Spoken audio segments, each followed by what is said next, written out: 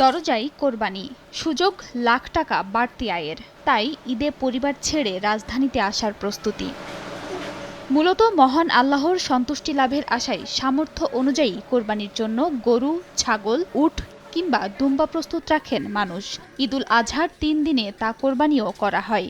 কিন্তু ভালোভাবে জবাই, চামড়াকে অক্ষত রাখা ও সঠিক সাইজের মাংস প্রস্তুতে সবচেয়ে যাকে দরকার তিনি হলেন প্রশিক্ষিত কসাই। বিশেষ করে রাজধানীতে যে সংখ্যক পশু কোরবানি সে তুলনায় কসাইয়ের সংখ্যা সামান্য। তাই চাহিদা মেটাতে যারা আসেন তাদের বেশিরভাগই ঢাকার বাইরের। প্রতি বছরের মতো এবারও তাই ঢাকার পানে নীলফামারীর শতাধিক কসাই। ট্রেন, বাসে করে এখন পর্যন্ত অর্ধশতাধিক কসাই ঢাকায় পৌঁছেছেন। কেউ কেউ আবার বিমানের টিকিট কেটেছেন ঈদের দিন দ্রুত ঢাকায় পা রাখতে।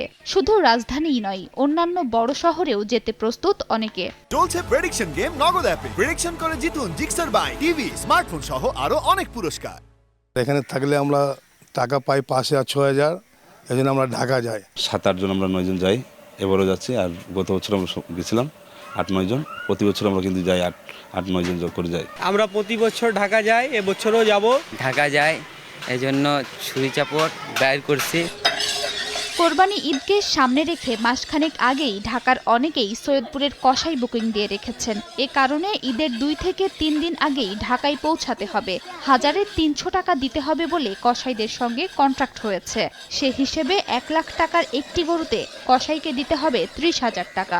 অগ্রিম করে ১ সপ্তাহ আগে থেকে আমাদেরকে টেলিফোন করা শুরু করছে, মোবাইল করা শুরু করছে, ভাই আপনারা আসেন, ভাই আপনারা আসেন। কিন্তু আমরা ঢাকা যে যাই, ২ টাকা আমাদের বেশি পাওয়া যায়। ওই টাকা দিয়ে আয় আমাদের ২-৩ মাস আমাদের বন্ধ থাকে দোকান।